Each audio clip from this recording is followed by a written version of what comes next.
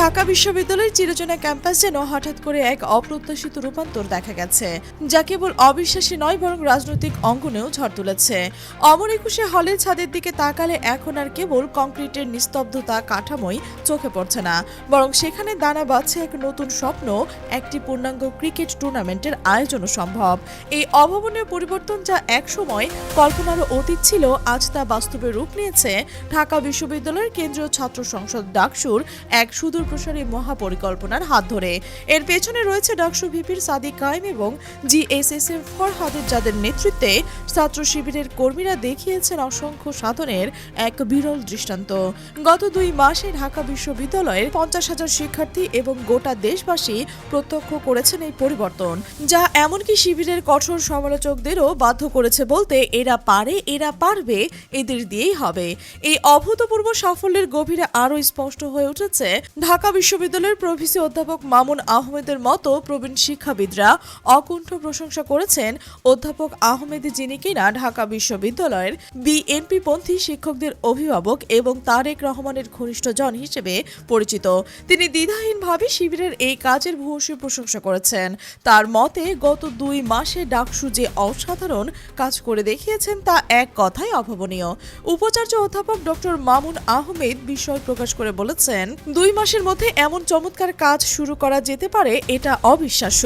তিনি স্বীকার করেছেন যে ডাকসুর করা এই কাজগুলো অনেকটাই আদতে বিশ্ববিদ্যালয়ের প্রশাসনেরই দায়িত্ব ছিল, কিন্তু সেই দায়িত্ব নিষ্ঠার সাথে পালন করেছে শিবিরের সাদিক কায়েম এবং এস এম ফরহাদরা। এই বিএনপি পন্থী শিক্ষক মনে করছেন শিক্ষার্থী, প্রশাসন এবং সকলের সম্মিলিত উদ্যোগে যে কতটা অসাধারণ কাজ হওয়া সম্ভব, ডাকসু মাত্র 2 মাসে তার জলযন্ত্র প্রমাণ রেখেছে।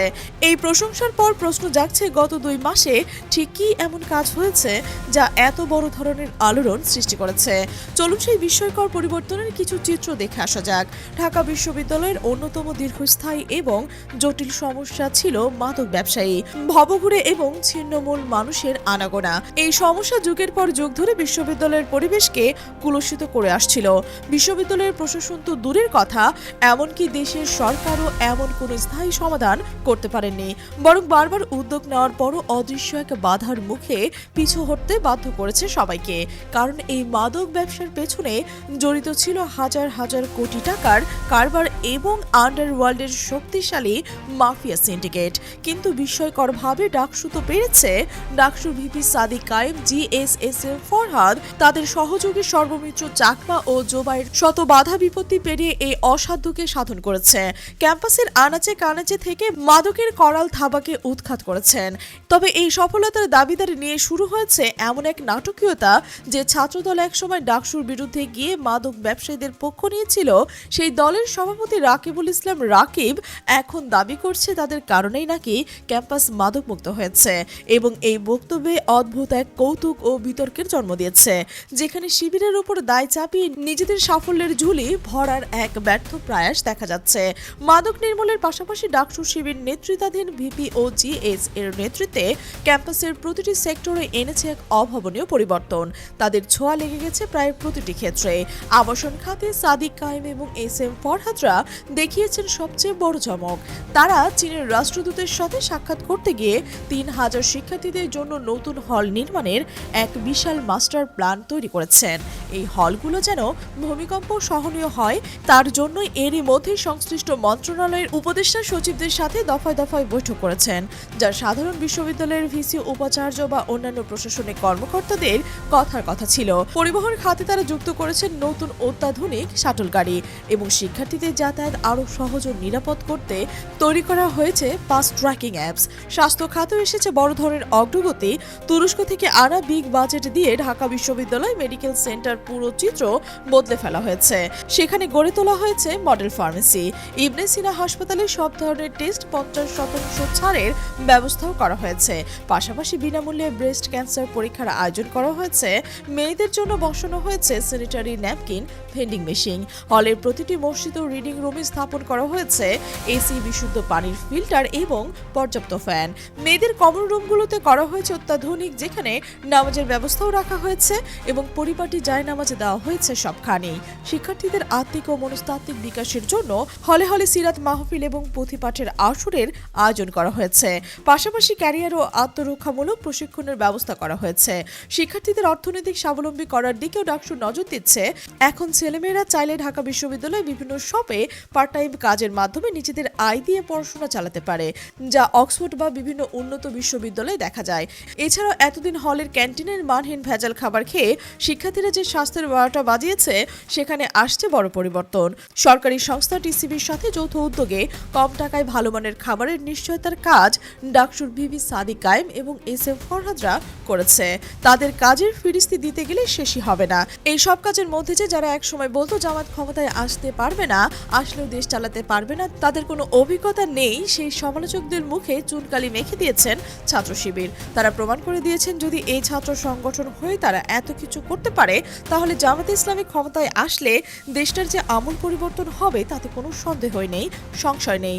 আর এই নিশ্চয়তা দিতে যখন সাদিক কায়েম ও এসএম ফরহাদরা সারা দেশে জামাতের সমাবেশগুলোতে যাচ্ছেন, তখন জ্বলছে ছাত্রদলের বুক, তাদের পুরে আগুন লেগে গেছে। তাদের শিক্ষকরা মানে মুরব্বীরা যখন শিবিরের প্রশংসায় পঞ্চমুখ, তখন ছাত্রদলের নেতাকর্মীরা করছে বিষোদগার। হিংসায় জ্বলে পুড়ে ছাই হয়ে যাচ্ছে পরাজিত জিএস প্রার্থী তানভীর বাড়ি হামিম। হামিম লিখেছেন, প্রিয় ঢাকা বিশ্ববিদ্যালয়ের শিক্ষার্থীবৃন্দরা, আপনাদের কাছে আজ নালিশ দিচ্ছি। যাদের দায়িত্ব ছিল ঢাবি শিক্ষার্থীদের কল্যাণে দিনরাত পরিশ্রম করা, তারা আজ শিক্ষার্থীদের সাথে প্রতারণা করছে। হেলিকপ্টারে দেশের বিভিন্ন প্রান্তরে জনসভা করে ভোট চেয়ে বেড়াচ্ছে। আমার বিশ্বাস নিশ্চয়ই আপনারা প্রতারকদের চিনেছেন, তাদের ব্যবহার দেখছেন এবং আপনাদের মূল্যবান জবাব বিবেচনায় রাখছেন। তার এই বক্তব্যের অন্তর্নিহিত অর্থ হলো, আগামীতে যেন ছাত্র দলকে ফুল প্যানেলে জিতিয়ে ডাকসুর ভিপি কিংবা জিএস বানানো হয়। বোঝাই যাচ্ছে তারা এখন এক প্রকার নালিশি পার্টিতে পরিণত হয়েছেন, কিন্তু তাতে কি আসে যায়? প্রলয়ঙ্কারী ঝড় যাদের থামাতে পারেনি, পুকুরের সামান্য ঢেউ কি আর করতে পারবে? জীবনের মায়া, ভয়, জ্বর, উৎকণ্ঠা এইসব যেন ওদের নেতা তারেক রহমানের সাথে যায়, লন্ডন প্রবাসী তারেক জিয়ার সাথে যায়। সাদিক কায়েম, এসএম ফরহাদ, জাহিদুর রহমান আর শফিকুর রহমানের সাথে এসব ভয়, ডর, উৎকণ্ঠা যায় না। কারণ তারা দেশে আছেন, দেশের ভেতরে আছেন, দেশের ভেতর থেকেই শেখ হাসিনার স্বৈরাচারের বিরুদ্ধে লড়ছেন। এদিকে যে নাগরিক পার্টি উঠতে বসতে সাদিক কায়েমের বিরুদ্ধাচরণ করছেন, তারা যেন অঙ্কুরে বিনষ্ট হয়ে গেল। নাহিদ ইসলামের এনসিপি ভেঙে খান খান, যেখানে হাজার হাজার গ্রুপিং, কখনো আসিফ মাহমুদের গ্রুপিং, কখনো মাহফুজ আলমের, কখনো আক্তারের, আবার কখনো হাসনাত সার্জিসের, আর নাহিদ ইসলাম তো আছেই। পদত্যাগের এক হিড়িক লেগে গেছে। এনসিপি থেকে সম্প্রতি 2 নেতা পদত্যাগ করেছেন। গত বৃহস্পতিবার পদত্যাগ করেছিলেন আরিফুল ইসলাম তালুকদার, আর আজ তাকে অব্যাহতি দিয়েছে এনসিপি। পদত্যাগ করেছেন মোহাম্মদ রাকিব, দুজনেই দলটির দক্ষিণাঞ্চলের সংগঠক ছিলেন। আরিফুল ইসলাম পূর্বে গণ অধিকার পরিষদের উচ্চতর পরিষদের সদস্য ছিলেন, আর রাকিব ছিলেন ছাত্র অধিকার পরিষদের নেতা। ধারণা করা হচ্ছে তারা দুজনেই তাদের পূর্ব সংগঠন ও দলে ফিরে যাবেন। আসলে এই এনসিপিতে কিন্তু সবাই মানে ম্যাক্সিমামই হয় শিবিরের, নয়তো অন্য কোনো ছাত্র সংগঠনের লোক। এরা এখন সবাই নিজ নিজ নিরে ফিরে যাওয়ার চেষ্টা করছেন। এই এনসিপি নামক কোনো পার্টি কি আদৌ থাকবে?